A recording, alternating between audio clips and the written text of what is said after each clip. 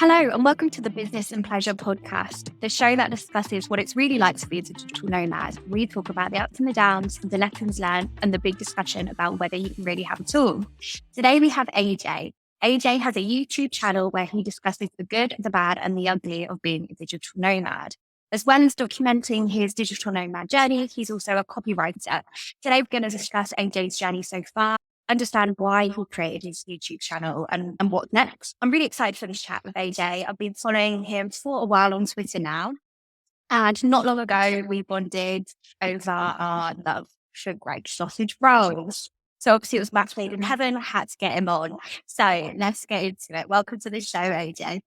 Yeah, thanks for having me. You've made me a little hungry now. Already dropping the G-bomb with the Gregs. Yeah, now I'm going to be thinking about that the whole show. But, I haven't had one in a while, so yeah, that's going to be playing on my mind. And I still find myself very new to the YouTube journey and even the digital nomad journey. Even though it's been a couple of years, I still feel like very much a newcomer, still figuring it out. So yeah, I feel honoured that you've asked me to come on, and yeah, I look forward to having a chat. Of course, yeah, definitely. We're definitely going to cover a lot of things today, which is good. Why don't we start from the very beginning? What were you doing before you became a digital nomad, and why did your digital nomad journey begin? Okay, so I don't think it's the most typical start, but I don't know if there is a typical start to being a digital nomad. But basically, I graduated maybe like 7 years ago, and I just really didn't know what I wanted to do with my life. And I'd done a placement year at university where I'd spent some time at some businesses. So I had some good connections. So I was lucky enough to kind of just go straight into the kind of freelance world. Not because that was my biggest desire, but it was kind of born from indecision, really.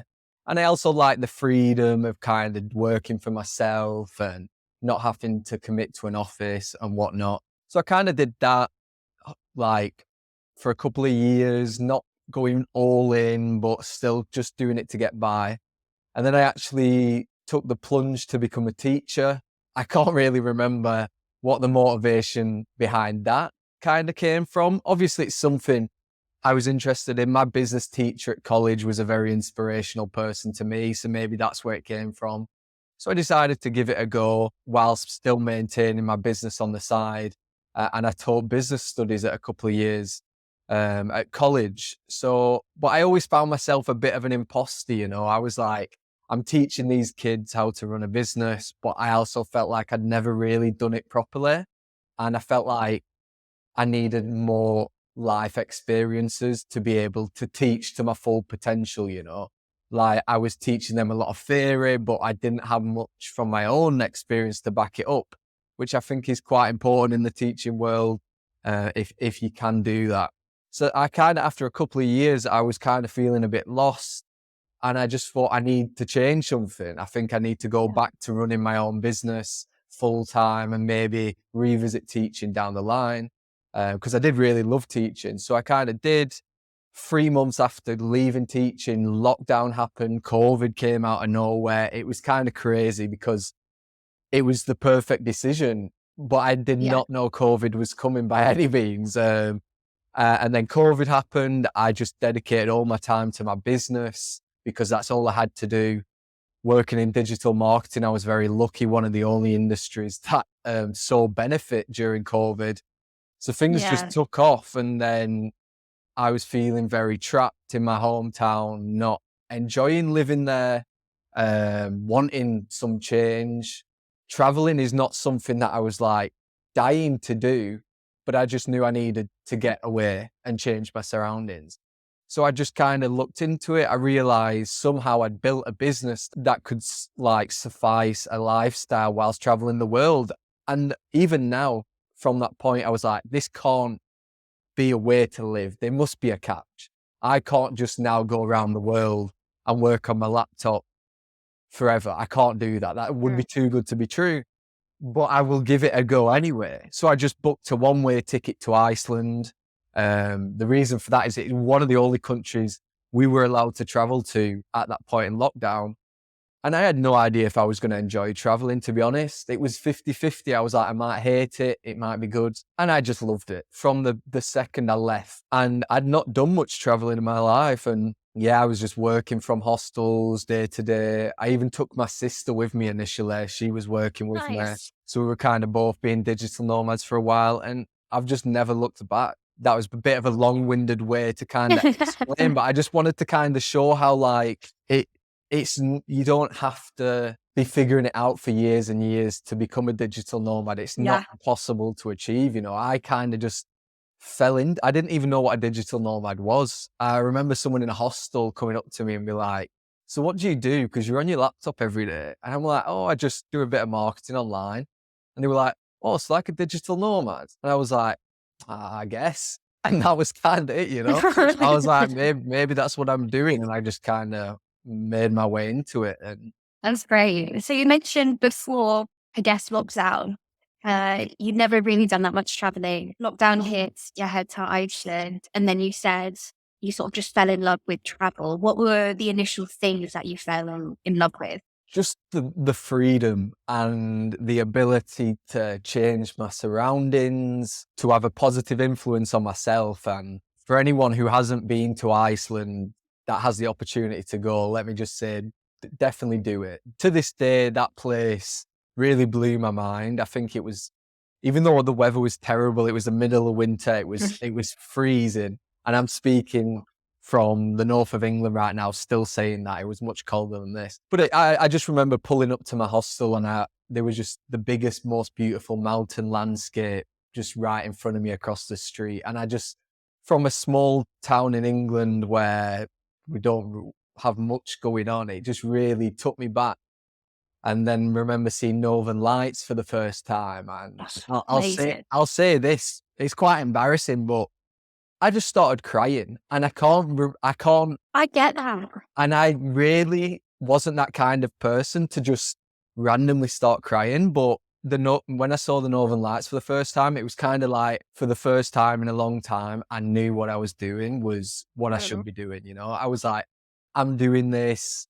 And then I just work in the hostel, which never felt like work because I was just meeting people all day, networking, making new friends, experiencing every day felt like a holiday for a long time, and I just continued to be like, this can't be real. Like, we shouldn't be allowed to do this because it's so enjoyable. There must be a catch, but yeah, I think the takeaway from that is that it really is possible, and it can really be a satisfying lifestyle to do, and it's not that unachievable, really. What some people may have you believe, it's actually quite doable. And yeah, it's great. It's very life-changing as well, I feel. And Definitely, I would totally agree with that. So just before COVID, you started working on the digital marketing side of things, and then obviously COVID hit, and then you went to ICE. It sounds like it all sort of weirdly happened at the right time for you, because my next question was going to be like, how did you navigate the change in lifestyle? But it sort of sounds like it changed at a slow pace, so you were working at home already, and then you decided to go to Iceland, and then it sort of all went from there. Was there anything that jumped out at you that was a surprise in the change of lifestyle, or did it all seem quite seamless? I think I actually made notes on this question beforehand. Nice. And I was like, I only wrote a couple of bullet points so I could remember, but my answer was quite funny in that I felt like I almost didn't have to navigate the lifestyle. It just, like you say, I was very lucky. It just kind of felt right, fell into place, I already had been working remotely from home for the past year. I was very used to that. I was very used to being alone as well, like in a good way, So then I was lucky enough to take my sister with me initially, and we're working together. It just felt so normal. Every day we would come downstairs, work in the hostel, then we would spend our free time exploring. It just felt right. I felt very happy in that sense. But it's funny, in the answer that I wrote, I was like, I feel like now, 2 years in, I'm finding it more difficult to navigate the lifestyle than I did at the start. Like, my first year of being a digital nomad was the easiest thing in the world. and probably the best year of my life because business had just gone so well because of COVID and whatnot. And I had the same clients for years. It was very consistent, smooth running work. Yeah. Some people are probably listening to this absolutely hating me right now because that was not the experience for a lot of people. But I find myself very lucky in that. And then I traveled. There was no countries I was like, I am dying to go there. Iceland, I knew nothing about until I realized it was one of the only places we could go. Then I did my research. I was like, it looks great. I went there. The only drawback is it is a very expensive country. Yeah. So I also had a lot of money saved up from lockdown, just as like emergency, because I thought business is volatile, you know, things could always change. But living in Iceland for a month, people are always like, that's crazy to live there for a month, you know. And I was in like an 8-person dome for that month, but it was still cost a lot of money. So I kind of spent a lot of my savings in that first month. And then my next step was just Googling where's cheap in Europe. Like I still am this to this day. I'm trying to change this actually, but I am very much wake up, decide on that day where I'm going next. Oh. I am to a fault sometimes. It's my mum always says it's going to drive her to an early grave, the way I live my life. But I am actively trying to change this because I've realized that it doesn't always help things in the long term, but I still like to keep that flexibility, you know? So yeah, I literally then went to Poland, met people there, ended up traveling with people I met there to a new place. And it was still very much COVID time. So we kind of directed depending on where I was struggling with COVID as well. So I never had a plan. I just used to wake up and then take it as it came whilst doing a few hours on my laptop every day. I can't really complain. It's more like I say in the second half of my digital nomad journey this last year, where I've started to, I don't want to put it in too negative of a light, but I think it's because I spent a lot of time in Poland, kind of lived there on and off for a year and created some very good relationships, finally got a sense of community, which is one of the struggles of a digital nomad. Like a lot of the relationships are short-lived, which is one of the things that is a bit of a disadvantage really. And I also lived in Istanbul for a while and started to experience what it's like to have real deep long-term relationships again. So now the reason why I'm struggling with this balance more is because I've seen that value and I'm kind of craving that more. Whereas my first year, I just used to leave places after a week or 2 weeks. I would never feel sad. I was just so excited about the next place. I was making new friends all the time. It was great. But now I'm more, I don't know if it's me getting old. I'm more like, I really want to slow down. I don't want to be in a place less than 3 months, you know. I need my routine. I miss friends more and I value my family time more, you know. So it's it very much changes. Yeah. Yeah, I definitely agree with that as well. Like when I think so back when I started, like here, there, and everywhere, and like, ooh, I'm a digital nomad. This is so fun. Figure it out. Blah blah blah blah blah.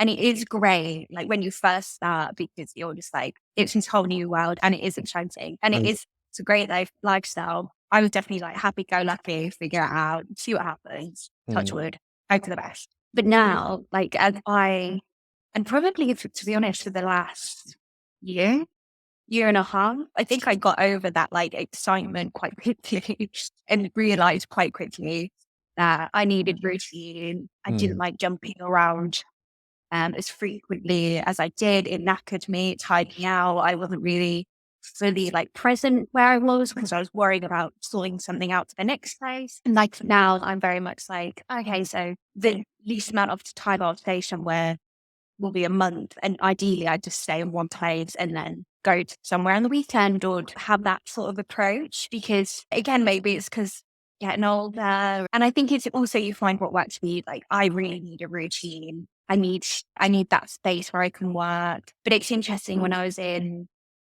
South America at the beginning of the year, I've always done solo traveling, always loved it. But my friend, he came out to visit me for like 3 weeks. And after he left, I was like, oh, it's quite nice. Like hang out with someone for like a Yeah. decent amount of time. And yeah, it's interesting. I think as time goes on, like through your digital nomad journey, it becomes clear of what you want, and you're no longer sort of wearing rose tinted glasses to it. It's an interesting one. No, yeah, I definitely agree. And I think the consensus, I mean, even though like it's not a new lifestyle, but I think it's relatively new compared to like the more traditional lifestyles. I still already find a bit of a consensus. If you talk to anyone who's been doing it more than a year or so, they've all come to a similar conclusion of It's really like, interesting. you should not be going places less than 3 months is what I seem to, and yet I keep Mm, doing it and I keep thinking to myself, why am I not enjoying this as much as I kind of used to? Don't get me wrong, I still enjoy it a lot. yeah. But yeah, I just keep kind of learning that lesson over and over again, which I'm hoping to really change next year, going to Asia and really slow things down. Because yeah, like you say, it's exhausting and humans need routine, and you can't be just living in hostels in a 12-person dorm, moving countries every other week. It's just, it's too much, and trying Yeah. to balance a business on the side of that. I mean, if you're just traveling freely, you've got the money to do that, you don't need to work, then yeah, that's probably doable. But to do a business as well, it's really not practical for me anyway. Maybe for some Yeah. superhumans out there, they can do it. And I don't even know if it's we're getting older. Maybe we're just maturing as digital nomads, and from Yeah. experience, we've realized the optimum way to do it is this, what we're transitioning towards. And there's nothing wrong with that. Sometimes I'm kind of like, oh, I'm a bit of a fraud. Like, I've been in Poland the last year on and off. Am I really a digital nomad? I've stayed in this place so long. Am I just an immigrant in Poland? I'm Mm, a bit of an imposter syndrome. But I think it's an ambiguous term and you can interpret it differently. And even if you stay somewhere for a year, I think that's great. You really learn about a place, understand its culture more. And I think that's beautiful. And something I've also learned that ties into this, I'm a bit of a weird traveler in some sense that I don't go to a place and I want to go to all these tourist attractions and stuff like that. Because I get very exhausted. When I was first in Iceland, I was spending every evening going to watch something, every weekend going on a new hike. And I just remember waking up in my hostel bed and I was like in agony. And I was like, why am I in so much pain? And my sister were like, because we've just not stopped. We just work all day. Then we go traveling all night, all yeah. weekend. We have no downtime. And I've really thought, yeah, it's just not sustainable. So now the first week or so in a country, a new place, I just live like a normal person. And I love that. That's the thing. I think that's definitely one of the benefits of approaching it slowly is you can almost do the normal things. You don't always feel like you have to fill all your free time with the touristy things or like, no, oh, well, so and so said I need to do this. It's like, oh, actually, I just want to sit on the sofa and just like watch shit Mm, TV for like 7 hours. Like it allows you to have that like sense of normalcy a bit where you're not like on holiday, if that makes sense. Because yeah. I think when I first started, I was very much like, oh my God, I have no time. Like, even though I had all the time in the world, oh my God, I have no time. I have to do this. I have to do this. I have to go to this country. Even though no one was pressuring me to do anything, it was all Mm, just me. And yeah, you feel like you have to fill up all that time because normally, like when I used to work in an agency, I could only really get like 2 weeks off and you would mm, jam pack that and that was like a holiday, but you wouldn't be working at the same time. So it took me a while to like find that balance of, oh yeah, I am in a different country and yeah, I do want to see these things, but also I am working. It's like you almost forget that you are working as well. yeah. And it takes time to find that balance and what works for you. Definitely. And I think, yeah, like you explained there, it's very much an internal pressure, but also a bit of a Yeah. societal pressure of this isn't how life's supposed to be lived. And Yeah. you reminded me of a friend, actually. He still says this, and he doesn't mean any harm by it. But every time we talk, and I might have said something like, I'm feeling a bit stressed about this or whatever, he's always like, oh, you're on holiday, man, just enjoy it. Oh, thank I've not been on holiday for the past 2 years. That's not how this yeah, works. And you yeah, can, I think I always find myself, especially if I'm only somewhere for like less than a month, and I just think, I just want to lie in bed and watch Netflix tonight. And you feel a bit guilty. You're like, I've guilty. got this opportunity to be in a new country and explore these things. Some people that would kill for that. And I'm just sat in bed watching Squid Games, you know? Yeah, But no, yeah, you really need that. So, and I've started to value like that more because then you can enjoy the other bits more. Whereas I found myself in the early stages doing things I didn't enjoy just because other people told me that's what I should be doing. Like going to see certain site because I have to whilst I'm there, and just going and being so tired after work and not really enjoying that. And yeah, you've really got to kind of decide, no, I'm going to do what's best for me and kind of sculpt a life around that and not let other people's influences tell you that this is not what you should be doing. There's no right way to do it, really. no, there really You isn't. do whatever's best for you. I've spoken to quite a few people about it, and it does seem like everybody sort of has the same approach at the beginning. It's like, oh my God, I'm so lucky to do this. Mm. Oh. And then, yeah, you get to a point where you're like, oh, actually, still lucky, still love it, it's great. But you get to that point where you're like, I need to make this sustainable, and to make it sustainable, it's Mm. taking things Mm. slower, giving yourself. It's an interesting one that I think loads of people are always working on, or they're always like changing their approach. I'm always changing up how I do it, and depending on my clients or what I'm working on or whatever, I'll mix it up. There's no right or wrong at all. No, you just take it out as you feel. I mean, if you work in an office 9 till 5 every day, you don't then, once you finish work, go and party all night or go and do Yeah. loads of crazy stuff because you're like, right, I'm not working now. I need to live life to the fullest every hour of the Yeah. day. But as soon as we're in a new country, we feel like we have to do that. If this is really going to be a long-term lifestyle, you've got to treat it as such. And there's some things from the older traditional lifestyles that exist because that works as humans, it's what we used to, and we crave that kind of routine. And you need your downtime, you need your Netflix Yeah. in bed or a good book, you need to recharge. And what would you say your best travel experience is so far? This is a tricky one for me, but again, I made a couple of notes on this just to make sure. But I think Iceland just always holds such a special place in my heart because it was kind of an awakening for me. I always call him my first travel friend, and we're still very much good friends now. And I remember I went to a music festival in Iceland, which was very weird. The opening act was in a shop, a clothes shop. So it was very small and intimate.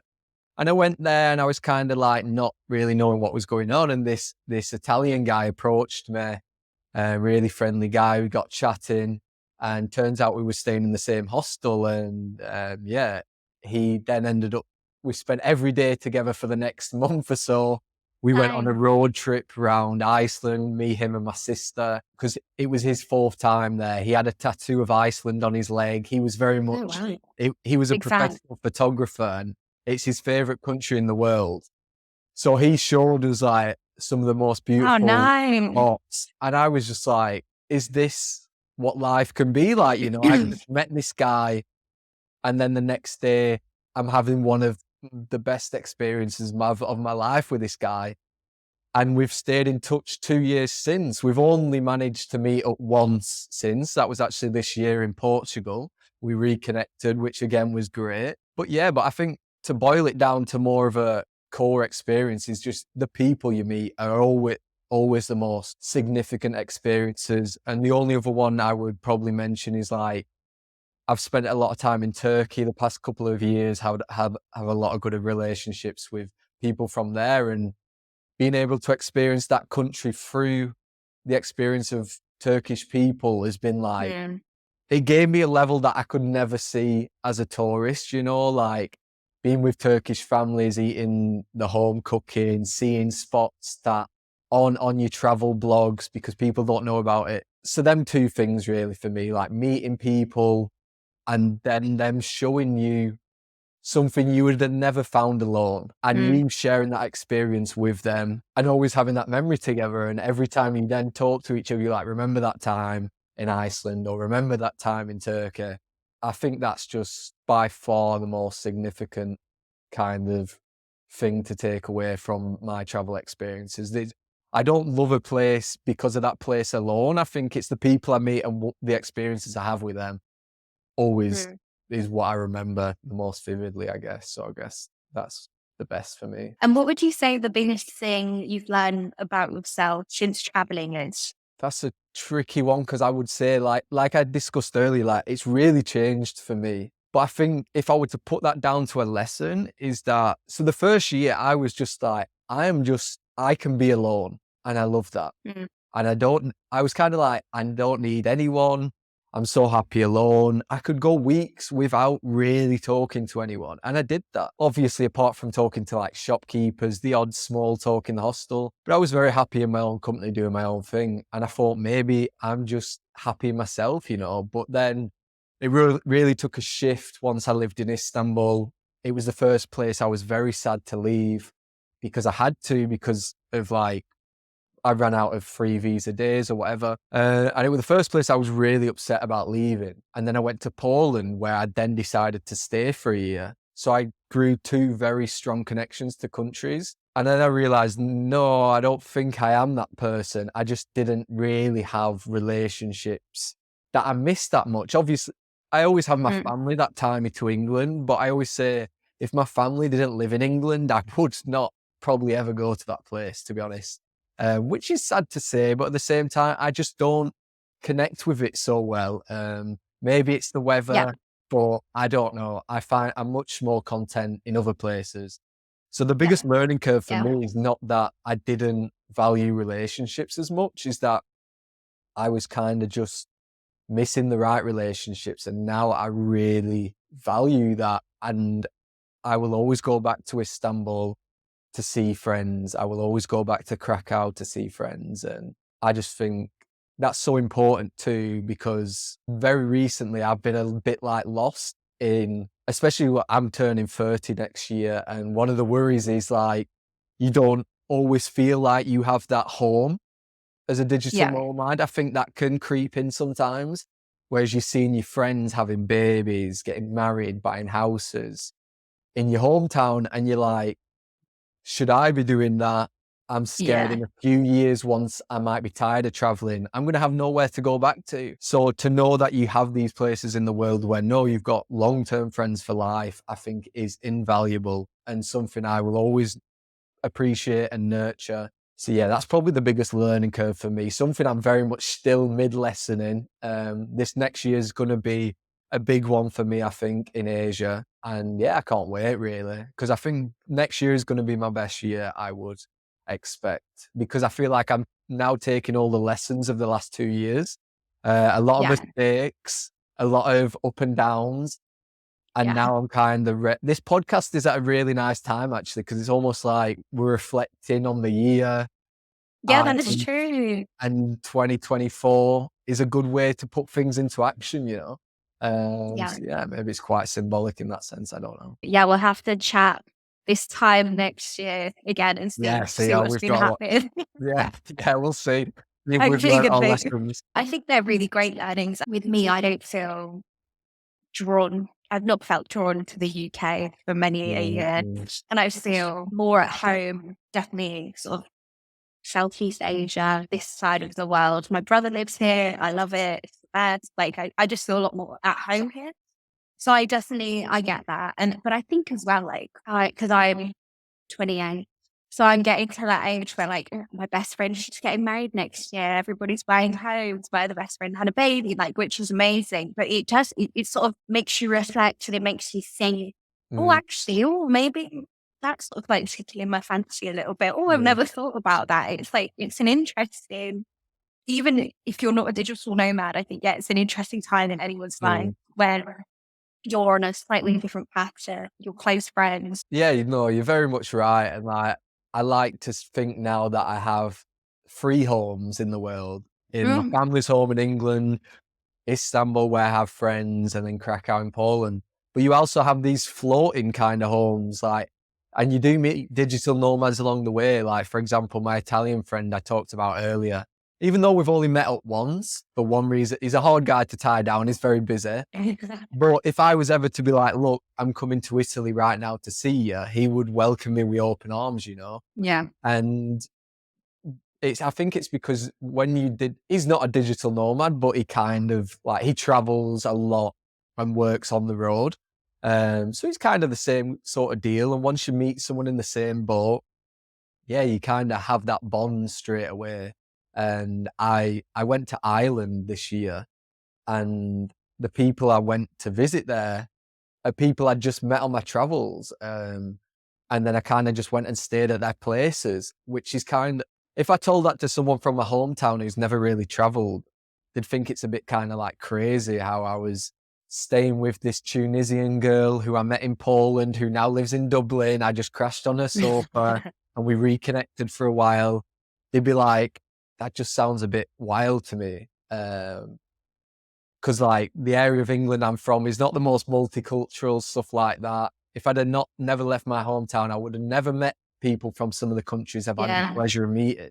And I think that's why I'm so excited for Southeast Asia too, because I feel like in Europe, I think I meet more short-term travelers than anything, you know, especially in the hostels. I don't meet that many digital nomads, which is I think I'm missing that from my life, because I will be sat working and I'll meet someone, we'll have a nice bond, and then they're gone tomorrow, you know? Whereas Southeast Asia, I know there's a lot of people doing what you're doing, what I'm doing, and I really want to, just get involved in that and kind of see that side of it and make some new connections there. And I think I will be like you. I'm going to really love it there, and I'm excited for that. So Yeah, it's a hard place to leave, that's for sure. Mm. I did 9 months traveling around Southeast Asia last year, and like everybody you meet, they're like, "Oh yeah, I was only supposed to be here for a month," and it's like 6 years later, I'm still here. Like, Wow. it's just such a welcoming. Everybody's just like, we'll do anything to help you. Like, it's beautiful side of the world. It's brilliant. You're gonna have a great time. I can't wait. So we've covered your positive experiences, but like we said in the intro, you sort of cover the good, the bad, and the ugly of being a digital nomad. What would you say is one of your worst travel experiences so far, or something that sort of happened that? I wouldn't even, and I want to be really transparent. Like, there's been a lot of bad times in my journey. Like, I've had some really low moments over the years being a digital nomad. People see it and just think, oh, people always say you're living the dream. And I'm like, don't get me wrong, I do believe that. I do think I'm very lucky to be able to do this, but they don't see the side when you like might be feeling very lonely, or business is not going so well. You're sharing a dorm with 20 people and no one will stop snoring. You've not slept in Oh my days, you God, know? yeah. But to talk about a specific experience, and I'd like to touch on this because I'm going to make a video on this actually, because I like to take these negative experiences and just laugh about them, you know, because that's the only thing. If I didn't laugh, maybe I would cry, you know. It's one of them. But I've just had a recent trip that today has been by far my worst trip. And it's because right now I'm kind of tied to England because I'm getting like travel jabs for Asia and with the NHS waiting times. So I kind of can't really go anywhere for much longer than a week or two right now. But I was still craving to travel. So like, even though I know I don't enjoy these short trips, I'm going to go on one anyway, you know? So recently I went to Marrakesh, and just from start to finish, I was having a bit of a disaster, you know. I'd just been living with my family at home for a month. I was feeling a bit trapped and stressed out. I'd just left Poland. I was missing there. I knew I couldn't go to Asia till January. I wasn't in the best headspace, but I knew I was in a transitional period. So I was like, I'll go traveling. It'll take my mind off it. Because I still have this kind of toxic belief from my first year that no matter what I'm feeling, if I go traveling, I'll be happy. Because that used to be the case, you know? But I Yeah. really went to Marrakesh with the wrong. I was not in a good mood, and I got there, and I'm a small town boy at heart. You know, I'm from my town in England has 17,000 people. I spent 26 of my years of my life there, so at heart, that is what I'm used to. And I got to Marrakesh. I was living in the middle of the Medina, and in a hostel, and it was just very intense for me. I arrived at night and it was just a bit too much, and I was feeling lonely straight away. My hostel didn't have any Wi-Fi, none of the cafes was Oh, working, and I was just like, everything's going wrong, and I just yeah. don't know why. And then I unfortunately got pickpocketed actually, on the way to my Oh, hostel. It wasn't a lot of money, so it's not the worst thing in the world, and I probably should have been being a bit more aware. But it was just like the final nail in my coffin in the mood I was in. And I was just like, I'm struggling to enjoy myself. I don't have the social battery right now to be like out making friends. I was planning to like go around the desert, make loads of videos, you know, and really immerse myself. But I just feel like I have no energy. And it was yeah. really like, do I just not enjoy solo traveling any? I was really like thinking in a detrimental way. Um, and I was kind of like, no, wait, Alex, chill out. I can be quite dramatic sometimes, as you've probably seen from my videos. I was like, no, I'm going to just chill out. I was like, maybe Marrakesh is not the place for you right now. Don't get me wrong, it was a beautiful place. The people were really nice. The food was great. But I was just kind of like, I'm not feeling adventurous right now. And I just decided, you know what? I've got 2 weeks till I have to be back in England. I'm going to go see my friends in Istanbul that I've not seen in Nice. almost a year. And I love that city. So I just decided to call my end to Morocco early and go there. And yeah, I saved my trip, you know, and really enjoy myself, had that level of comfort, because I think it's sometimes hard to find comfort and stability whilst you're always on the road. So if you're able Yeah. to do that, then yeah, take advantage, you know. But yeah, it was not the worst thing that happened to me. Get pickpocketed a little bit of money, you know, it happens. It's not the first time something like that's happened to me. But the way I reacted to it was one of the worst times, because I'd just left somewhere I'd lived for a year in Poland, you know. I'd really thrown my life up in the air to step into the unknown in Asia, you know. I left a corporate contract that was paying good money because I wasn't enjoying it. I took a lot of leaps of faith, and then once I started traveling, it didn't go to plan, and I was like, "Oh my God, I've made a huge mistake." Blah blah blah. And yeah, that can happen, you know, and you just need to Yeah. realize that's life. That is how it goes Oh my sometimes. God, damn. And that's what I want to show. Like, there's enough influencers and content creators out there showing how great it is. But I really want to show how crap it can be sometimes as well, because I think that's part of the beauty of it. Because I've been catching up with friends this week, telling them about how disastrous this journey was. And we just had a good laugh about it, and they're just like, that could only happen to you, you know. And I just think that's part of the beauty of it. If it was perfect every day, it would probably get boring eventually, you know. I think it's like these things have to happen. It keeps it interesting. It keeps you on your Mm, tone. And it's all just a learning. Like mm, you'll know, you'd have learned things from that. Like for me, there were times where I don't know, arrive in countries late, like into the night. And every time I do it, I'm like, why do I do this to myself? mm, Because it's like the stress of finding the sim, or like trying to get a cab and like all of this. And you really just learn by doing when you're a mm, digital nomad, and you mm, find out what works and what doesn't work. But like you said, I think it's a great lifestyle, but it's not always great. But it's how you react to it when it has sort of gone a bit titched up and you're a bit like, oh fuck, like mm, I've sort of I think something that always helps me is like, oh, screw it, you'll figure it out. Like you've got to have faith in the journey as well, and like Mm. in yourself. When those things do happen, and you're just like, oh, it's like it'll be better for it, it'll be better for it. Yeah, and like you say, it's your reaction that defines your experience. And Yeah. it actually reminded me, I always speak so well of Istanbul, and I've spent maybe 5 months there in the last 2 years or something crazy like that. I obviously just been there last week, and I always go back to the same neighborhood, the same hostel. And I've lived in that I lived in that hostel for 3 months straight at one point, and I would not change it for the world.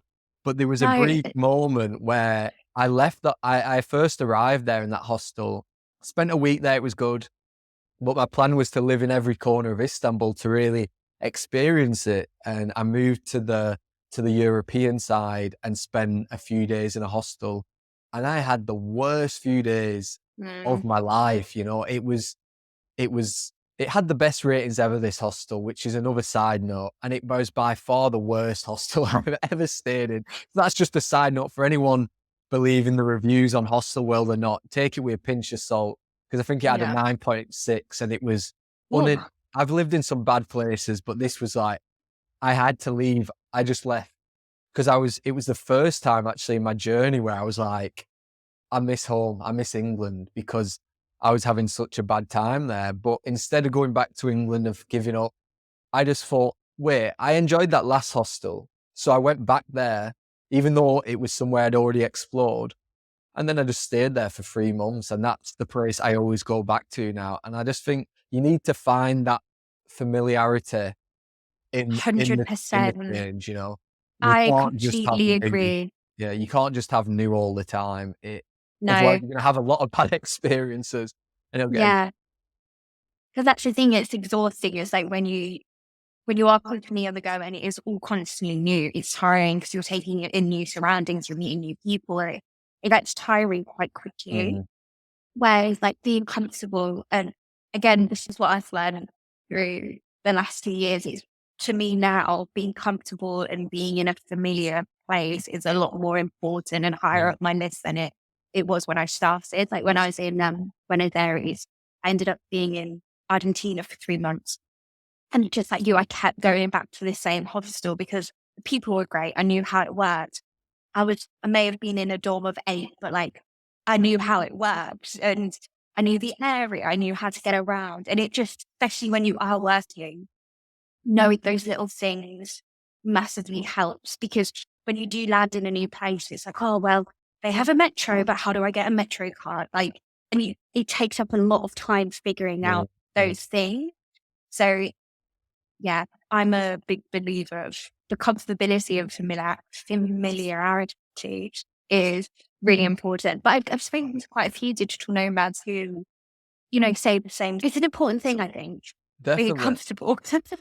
And it almost sounds contradictory, but I think a lot of the time you've got to see travel as the secondary, not because you want it to be that way. I think most digital nomads, there's a reason we do this, is because we love travel. But if you want to think long term, then you need that work to subsidize the travel. So that always has to really take priority. And yeah, like you mentioned earlier, actually, something that I've always found as well. If you're constantly thinking about where you're going next, or what you need to do, the next hostel you need to book, or the next visa you need to get, then Mm, that's quickly taking up a big chunk of your brain. And sometimes I feel like I've not got much space in there for the yeah, work side of things. And then your work will take a hit. And the next thing you know, work's not going as well, then that's affecting your mood, which will then affect your travel. Like I said earlier, my mood yeah, really tarnished my experience of Morocco, which I know is nothing to do with Morocco. It was my mentality going into it. yeah, And if you're not looking after that mental health, which is this is something I probably want to explore more in my YouTube videos too down the line, is like the mental health side of it is so important and so kind of difficult to navigate, really, because it's so new. And yeah. yeah, it's already such a difficult topic to navigate. But when you live in this atypical lifestyle where we're like talking this podcast now and we're like, think we might know how to make it better, but we're still very much, we think we're about to experiment. We're talking to other digital nomads and no one has it all figured out, you know, and you'd be surprised at how many people are like, yeah, I stopped being a digital nomad because of this, or like they're not enjoying it, or they just end up living somewhere for 5 years, which is it really a digital nomad anymore? Um, so it's kind of, yeah, like everyone's still figuring it out and that's okay. But I think it's so important. You are putting your health first, you know, then you work second, and then travel is just a luxury on the side, you know, which, yeah, I think for me, that is how I'm going to move into the next year. Because yeah, I've put travel at the top a lot of times and it doesn't really work out. It can be difficult and you just don't end up enjoying it as much. And even though we're talking about it now, like it's the best for the work to slow down, stay somewhere. And it's almost like we're saying that's penalizing the travel side. But I've realized staying in one city for 3 months, if you enjoy that city, is a way better experience than spending a weekend in that city, because you will find the best spots. 100, You will yeah. find the nicest people. You will see the hidden areas. You will learn about a city in ways that you would never do in a short trip. And I think that's really beautiful. And when you will fall in love with a city, I meet so many people who are like, I don't like Istanbul, it's not for me. And then I ask them where did they go? And then they'd spent like a week in some certain area that I know is not enjoyable for anyone. Turkish people are like, why would you ever go there? And I'm like, you need to just give it another chance, go to this area, you know. And I had to learn that the hard way, but you don't have that opportunity unless you spend like 3 months in a place. Is really a kind of magic number in my head. Yeah. Uh, and it's beautiful. Like, don't get me wrong. I don't enjoy these short trips anymore. And it's not because it affects my work. Don't get me wrong. I don't like the stress of trying to fit everything in this small time, you know, and catching 2 flights in 1 week. I'm just like, I don't want to be in the Yeah. airport twice in 1 week. You know, it's a horrible place. Um, so it's a perfect symphony of, you know, this is how you should live if you want to work better, but it's also how you should live if you really want to enjoy a country. So maybe it's more simple than we're making out, you know. It's right It's there. not actually that complicated. Yeah, no, we've just solved the You've got the entire process. answer. Well done, well done. We got there in the end, you know. Yeah. Perfect. You mentioned there your YouTube channel and maybe exploring like the mental health side of things when it comes to being a digital nomad. So what was it about YouTube that caught your attention? Why did you start your own channel? It's funny actually, because I've just moved in with a friend now temporarily who I went to university with. We lived with for a few years. And we used to sit and watch YouTube and Twitch, a lot of streams and stuff when we're at university, when we probably should have been working or at lectures. And we used to always just turn to each other, especially him, and be like, oh, we have to become YouTubers, man. Obviously, we weren't being serious, but you're like, it's one of them careers you look up to and you just think, it just looks so much fun. And also naively, you look at it, it's like, it's so easy. You just make a video and you make lots of money. Uh, and so I've always had that in the back of my head, and like over the years, but it always felt not a realistic dream. And over the past few years, during lockdown, I even tried Twitch streaming for a little while, just because I had all this free time. It didn't go well at all, on a side note. Um, and yeah, but then COVID really changed things. I think these industries just blew up, and they were already blowing up as it was. And then it just felt like it stopped becoming a pipe dream for the lucky, and it started becoming anyone can do this if they're willing to put in the effort. And I was traveling around doing social media management, copywriting and stuff. And don't get me wrong, with the social media management, I don't really do that anymore, because I realized I was only doing it to subsidize traveling. I wasn't really enjoying it. Copywriting, I have a strong passion for writing and stuff like that.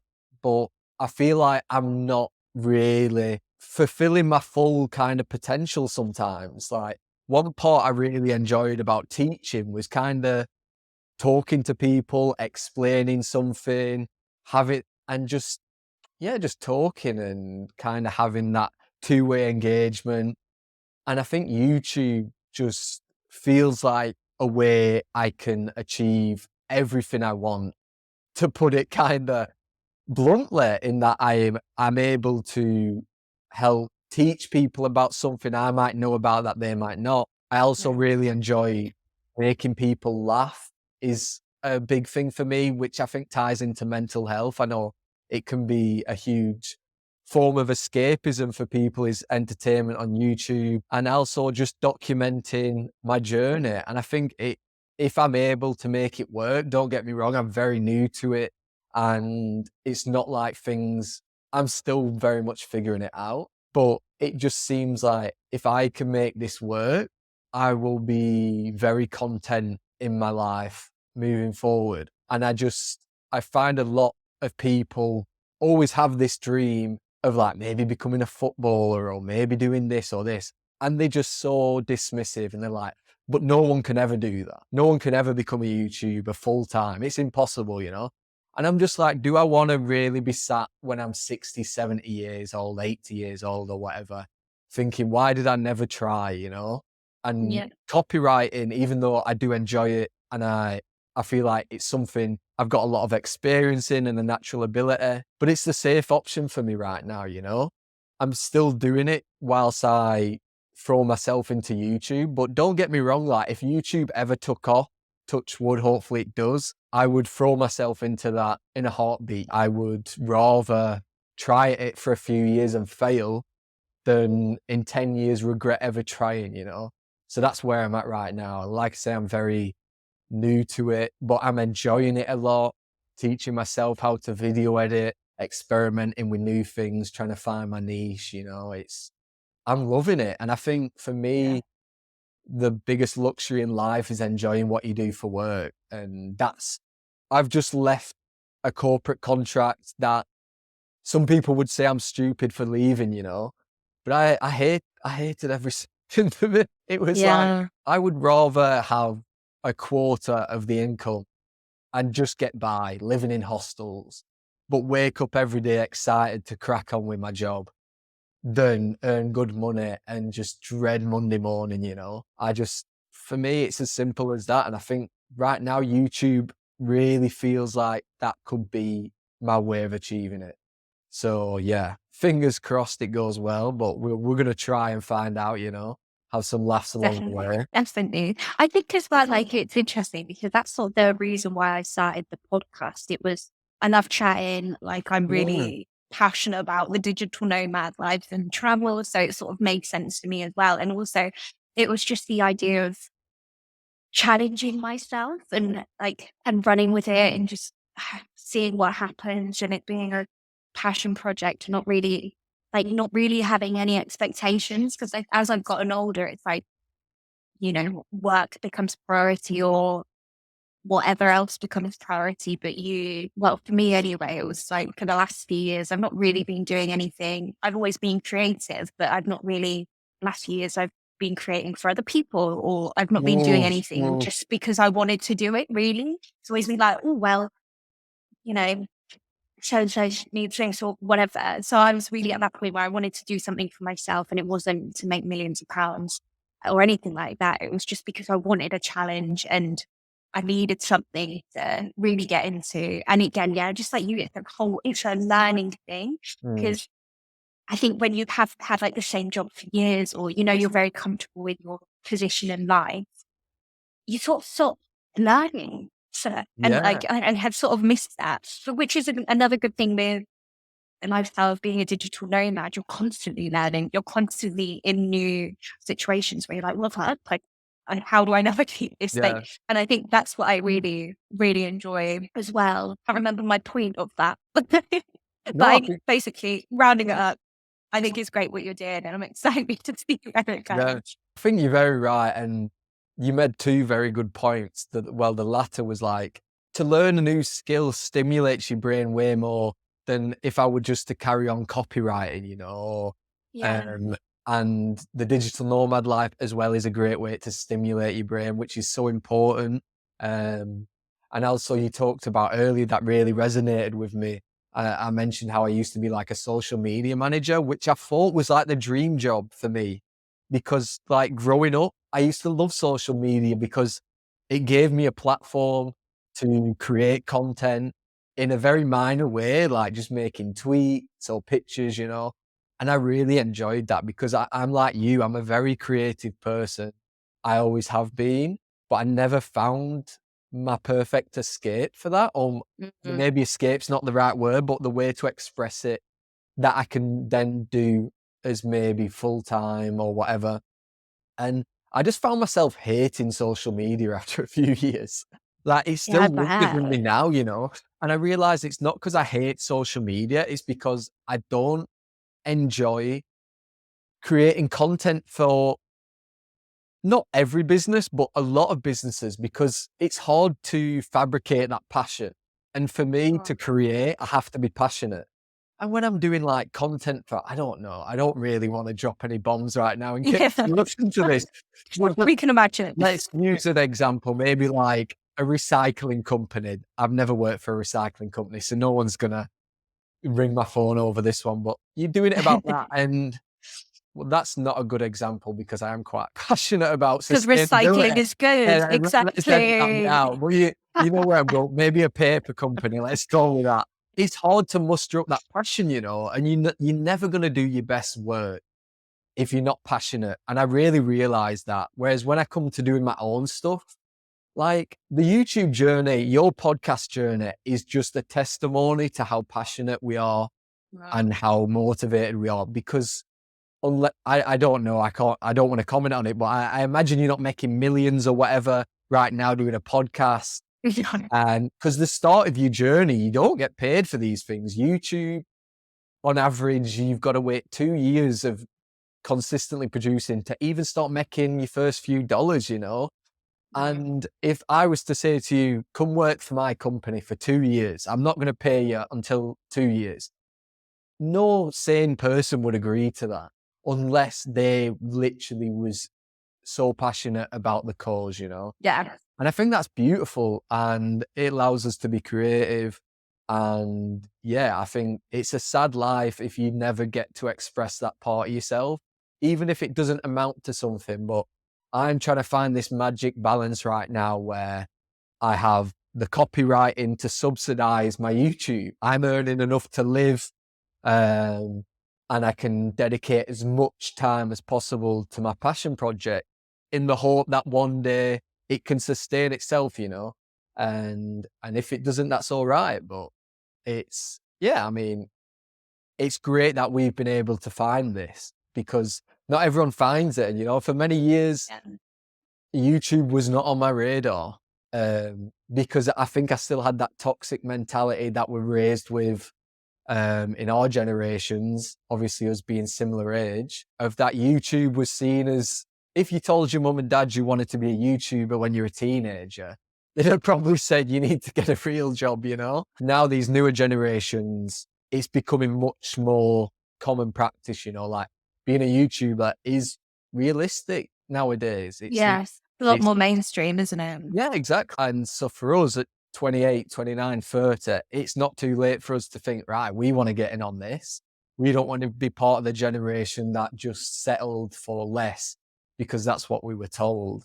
We want to go out and try and get it, and like we might be talking in 5 years' time and we're at your top podcast on Spotify. You never know. I finally broke 100 views on a video and and we're living the dream and we'll think, thank God we tried, and that's what I hope for both of us. And all you can do is try, you don't want to live in regret.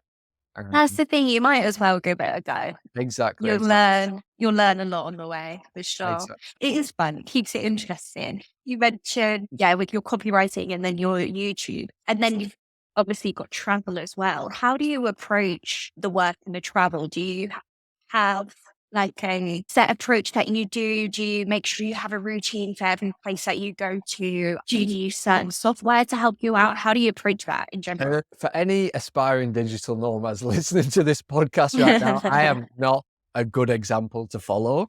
But I Don't like listen to him. I'm in a very transitional period now. So, but for example, in Poland, I've been through many changes of how I approach things, and I would say my best one was in Poland. I finished some contracts.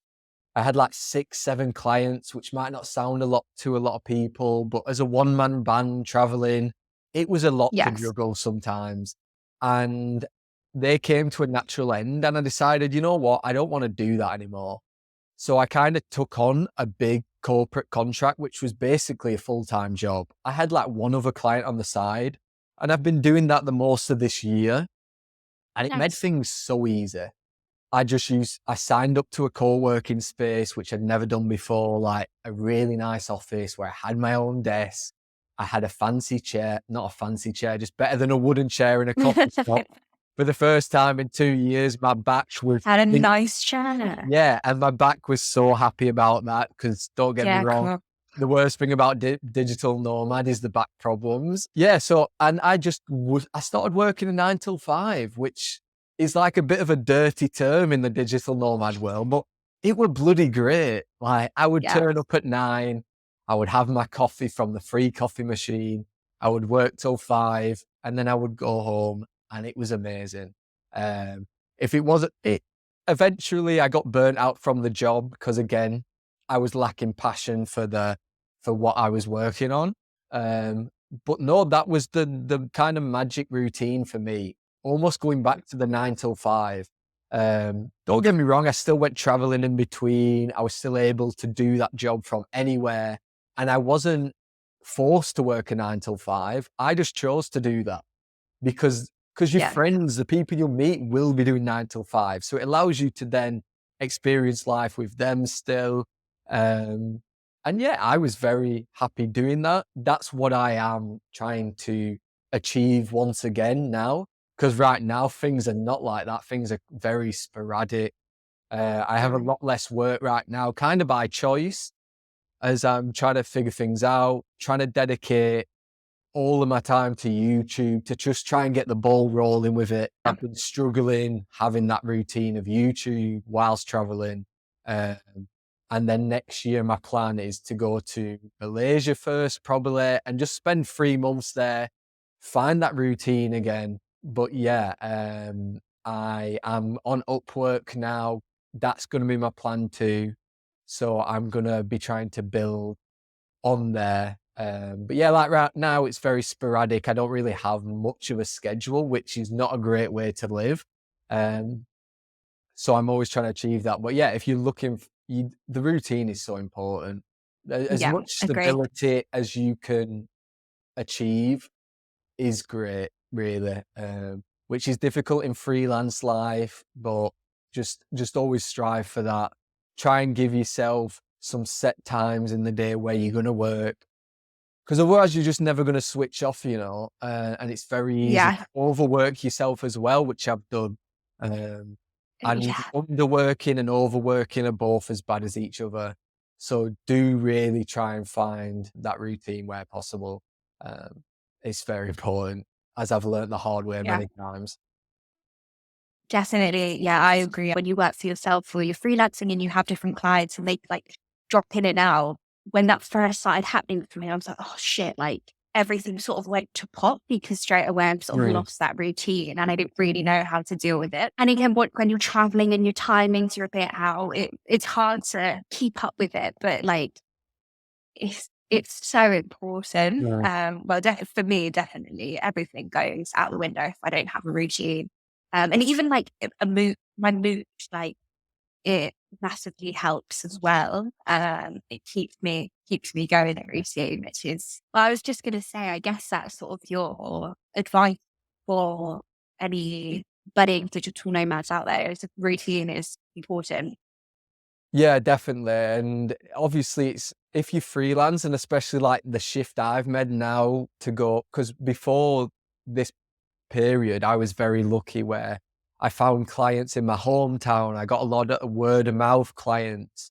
Things blew up during Mm. COVID. So I never really spent any time on freelancing websites. And I had a lot of long term clients that I just kind of knew in person. blah, blah, turn them into remote clients. So I never really had that period where you've got to go out seeking a lot of clients, which people will know on Upwork and Fiverr. It's a lot of labor intensity up front, which I'm about to learn now in these next few months. So you don't even have the privilege of having a routine because you just have to take any work you can get. Yeah, And that's you might not true. have enough work to have a 9 till 5. And Yeah. I know I've gone through periods early on in my career where I didn't have the confidence to talk to a client and say, look, these are my work hours. There's no negotiation on that.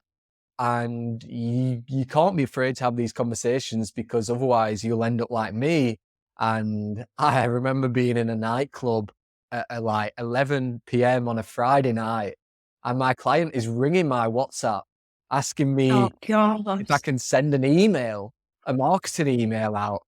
And I was, You're just like, yeah, yeah, I was sure. like, I was drunk enough to read the message, but not sober enough to be sending out my best copy. So I really Yeah. had to put my foot down after that, and it's hard to have these conversations, but do not let the work consume you and some businesses sadly will take advantage of new freelancers.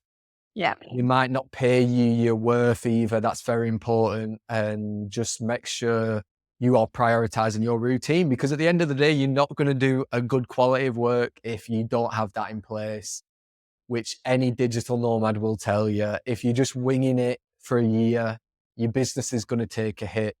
Things are not going to go well. The Yeah. results are not going to look good. And then it's going to come back to bite you. You might lose a client. If you don't have that routine, it can easily happen, so do prioritize that. I know digital nomads, I was very much a person who's like, F the 9 till 5, I'm not tied to these rules. I'm my own person. And then look at me now. I'm craving that 9 till 5 sometimes, Yeah. and because it does work. And maybe it's not a 9 till 5 to you. Maybe it's, I don't know, 6 till 12 in the evening, whatever works for you. But it's always good to have these blocks because Yeah. as humans, with simple things, you're like, you crave that kind of knowing when to switch off, when to switch on, and when it's time to enjoy your travel and when it's time to just crack on with some work.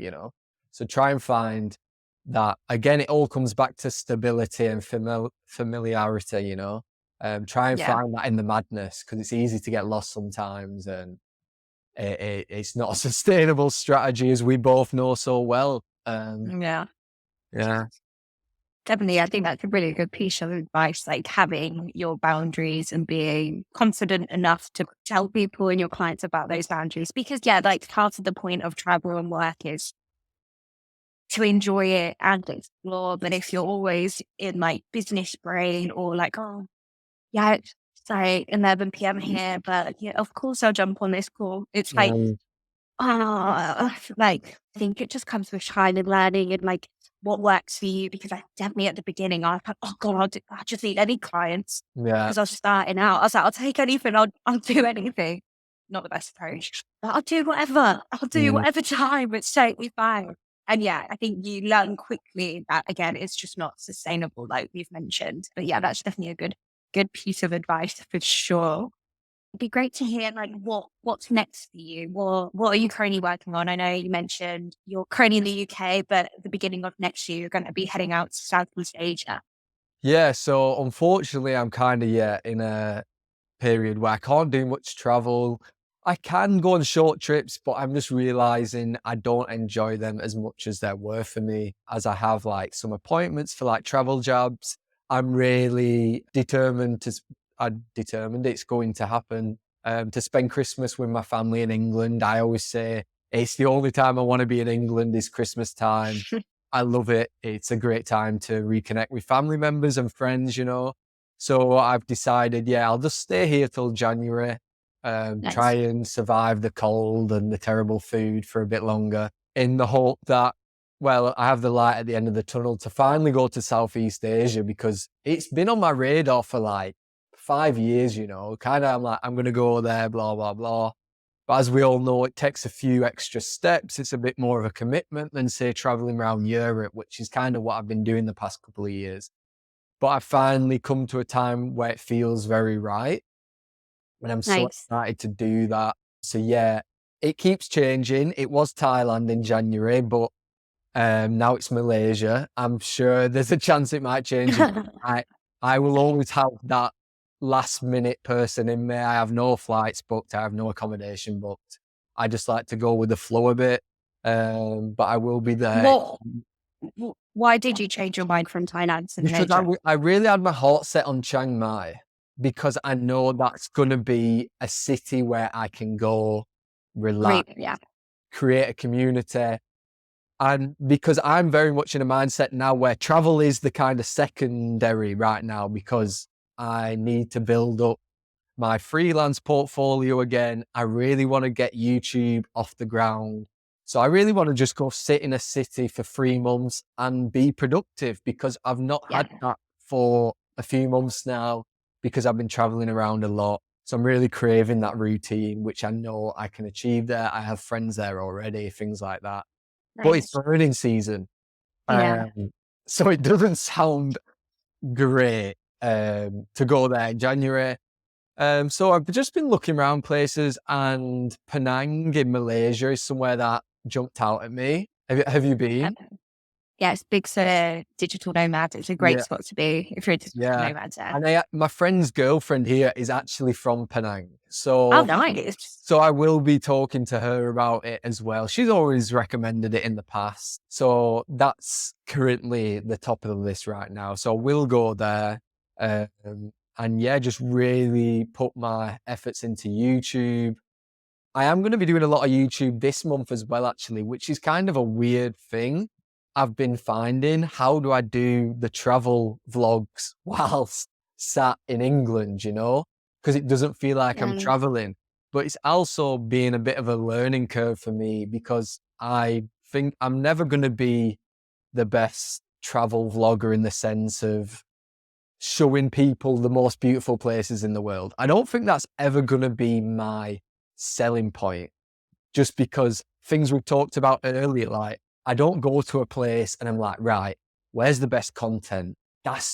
It feels, I'm not saying for them, but for me, it feels forced. And then I have a video where I climb up a mountain, my very first video, and it just some of my friends are just like, it doesn't feel like you. I have like even a fabricated voice on there. Like my teacher voice comes back, because I'm like trying to be something I'm not. Even though I do love to hike up mountains and do that, I don't like doing it for the camera because I stop enjoying the hike then. Whereas now I'm like, maybe my strength is going to come about talking about some topics, making fun about the journey, and kind of focusing more on the entertainment, informational factor. I've experimented with a couple of videos where I'm talking about, I don't know, cheaper ways to get all your vaccines sorted, or like just videos of me more talking, trying to find ways to make that more entertaining. I'm going to experiment with that. Hopefully it works. We will see. But yeah, I'm very much deep in a learning curve right now, just experimenting with life, trying to figure it out. I'm not to put anyone off, I'm 2 years deep and I have no idea what I'm doing. So don't worry if you're at the start of your journey. Next two of us. Exactly, and that's the beauty of it. Just be flexible. Keeps it interesting though, doesn't it? Keeps it interesting. And I think it comes from ambition. I'm always trying to make my life better than it was before. I don't like being comfortable in a weird way for too long. I always think there's like better out there. So that's where I'm at right now. And I think it's an interesting way to live. And whilst we're still somewhat young, why not try all these new things? And then, like we said earlier, maybe in a few years we find the perfect situation. I don't know. I'm in a very experimental time right now. It's a good time. It's a good place to be in. It's quite daunting and stressful, but I'm just keep telling myself, you've got to go through, because even though it's not a hard time, like people have much harder times than what I'm going through right now, But as a digital nomad who's had such good times, when you sat in cold, rainy Manchester, thinking you need to get more work, you need to figure out YouTube, that's not going as good as you'd want. It can be quite disheartening, but you just need to remind yourself, like, the time in COVID in lockdown, I was working 9 hours a day for next to no money, just trying to market myself. And that was terrible. Well, it wasn't terrible, Mm. but it wasn't great. But look what it helped me achieve. And digital nomad is a lifestyle at the end of Yeah, the day, like any other career. It's not always going to be sunshine and rainbows, you know. You've got to go through the shit to get to the goal at the end of the tunnel, you know. And I'm just very seeing true. this month as that kind of time. And when you take it at that perspective, I feel like then you can start to enjoy it more, you know, because you're like, yeah, right now I might be sat here making YouTube videos and not many people are watching them, but 3 months down the line, I'm going to be in Southeast Asia making YouTube videos. And in that self, I've already achieved so much, as some Yes, people don't have that opportunity. So you've really, yeah, you've got to take a step back sometimes and appreciate what you do have, what you've already achieved, and just think what you might achieve if you stick at it, you know? definitely. I think it's important. Definitely. And I think as well, it's like, it's so rare in life where you do get a bit of time to sort of like sit back and like figure it out and try new things and, try and fail. And it's, yeah, you rarely get time to Mm, do what you want and see what happens as well. So it's just sort of taking all the opportunities you can and running with it and figuring it out. So I think it's, yeah, it's definitely an exciting time for sure. So we are on to the last question, the big question that we end all our episodes with. Can you really have it all? Can you have a balance of business and pleasure? from experience, it might say to me that you can't, but I truly believe you can. I think because at the end of the day, the kind of happiness is always going to come from within. Like it's not Mm, this magic formula that we've kind of touched on here. There is some elements that are very important, like the routine, taking things slow, not taking on too much, setting boundaries. I think they are very, very important. But at the end of the day, just listening to that kind of inner voice, you know, like to use the real life example of me in Marrakesh, I kind of heard that voice saying, you're not enjoying yourself right now. And you're kind of forcing yourself to do something that right now you're not feeling that way. So listen to that inner voice and just do what truly makes you happy, you know, like people might say to you, Thailand is the best place in the world. But if you don't enjoy it there, that's fine. If you rather be in Malaysia or somewhere like Poland, like when I tell people I was living in Poland for a year, 90% of the time they were like, why Poland? And that used to really upset me, you know, because I'd be like, am I just weird? Am I just doing it wrong? Am I missing out? But no, I felt at home in that place. And yeah, that's okay, you know? I think as travelers, you feel a pressure to go to the best places in the world. I do the inverted yeah. commas there for anyone who's not watching the video. But them places aren't, it's subjective, you know? Like, yes, there's some That's the amazing thing. landscapes and stuff, you know, but what is best is subjective to you. And if you can really put the value in that, do what you want to do on your terms, whilst also respecting the fact that you need to work to subsidize this. But also, if you're able to find work that you truly enjoy, like me and you are trying to do right now, not settling for a job just because it subsidizes digital nomadism, but trying to achieve a job that will both subsidize it and we're passionate about. I think me and you in 10 years, if we achieve that, then I feel like we will have achieved business and pleasure, you know? And that's why I'm doing it, because I'm like, I would not be doing YouTube if I thought business and pleasure can't coexist, because that's the reason I'm doing it. Because I want to be one of them people who's 40 years old and say, I love my job.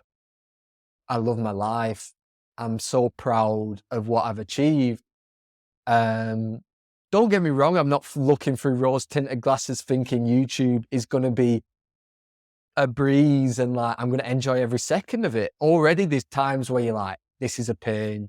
I've just edited for a few hours and now I've deleted some and I don't know how to get it back. Don't get me wrong, it's torture. But like you can probably say too with a podcast, there's times that it doesn't go to plan, but overall it is a job that you would love if it ever came to your full-time work or whatever. And it does not feel too far away for me, even though it is in the terms of time. Like I said earlier, on average, it takes 2 years for someone to even earn their first dollar on YouTube. For some people, they would be like, that's forever.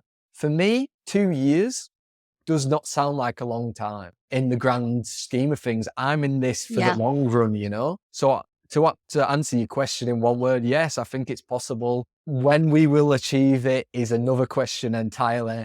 Maybe we'll be 50 years old when we finally get there. But like, that's why you've got to enjoy the process. Exactly. And you need to have that blind optimism sometimes. I've met a lot of people who ask me in hostels, like, how can I become a digital nomad like you? How can I do this? How can I do this? You just must be so, and I'm just like, I just tell them like, you can do this. Just try, you know, like there's a big element of luck sometimes in every walk of life. But if you're not trying, that luck is never going to come. Just go for it. Take the plunge, like make sacrifices where needed. There's been time you've got to live in a dorm with 24 people sometimes. You might not get any sleep.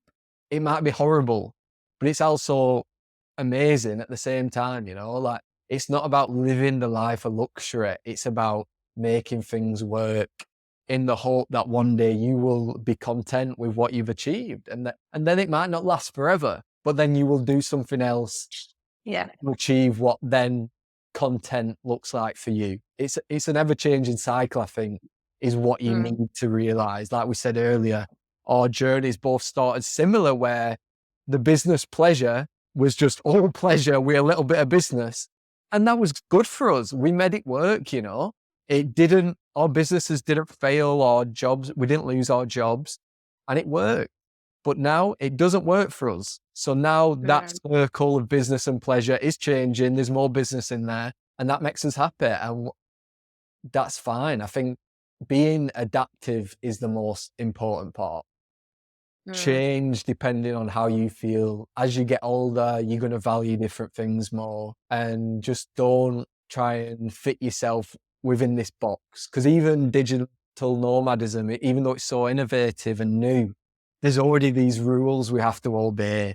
You can't be in a place for longer than 3 months. That's not really traveling. Or you have to be fully remote all the time. And just don't listen to the rules, you know, make your own rules, make your own journey, do what's right for you. And I think that's the only way you can really do it.